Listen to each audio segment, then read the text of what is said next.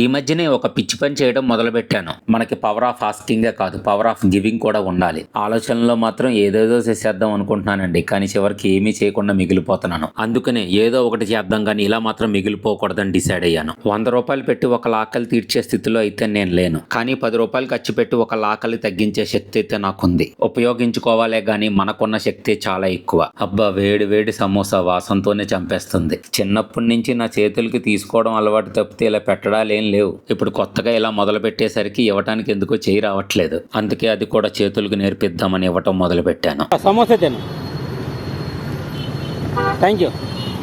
ఒక్క సమోసాతో ఒక్క ఆకలి ఇంత తీర్చానో లేదో అప్పుడే నాకు నేను హర్షాసాయిని మించిన వ్యక్తిలా ఫీల్ అయిపోతున్నాను. కడుపు నిండా ఆకలిగా ఉంటూ ఒక ఆకలి కొంతైనా తీర్చాను. గొప్పగా అనిపించింది. అరే, నేను కష్టాల్లో ఉంటూ కూడా ఇంకొక ఆకలి తీర్చగలుగుతున్నానే. అమ్మా, సమోసా తీసుకుంటారా? సమోసా తినండి. Thank you. నేను హైదరాబాద్ కొండాపూర్ ఏరియాలో ఉంటున్నాను. నేను మామూలుగా వెతుకుతుంటే దీన్ని తీసుకునే వాళ్ళు ఎవరూ కనిపించలేదు. కానీ కొంచెం సేపటికి నేను మనసు పెట్టి ఆలోచించిన తర్వాత అర్థమైంది, దీన్ని తీసుకోవడానికి ఉండే ఒకే ఒక్క అర్హత ఆకలి. అది ఉంది అని అనిపించిన వాళ్ళు ఎవరికైనా ఇది నేను ఇవ్వచ్చు. సమోసా తీసుకోండి. Thank you. ఇచ్చే వాళ్ళకి దాని విలువ పూర్తిగా తెలియకపోయి ఉండొచ్చు, కానీ తీసుకునే చేతులకి బాగా తెలుసు దాని విలువేంటో. అందుకే అన్నారు అన్నదాత సుఖీ భవ అని.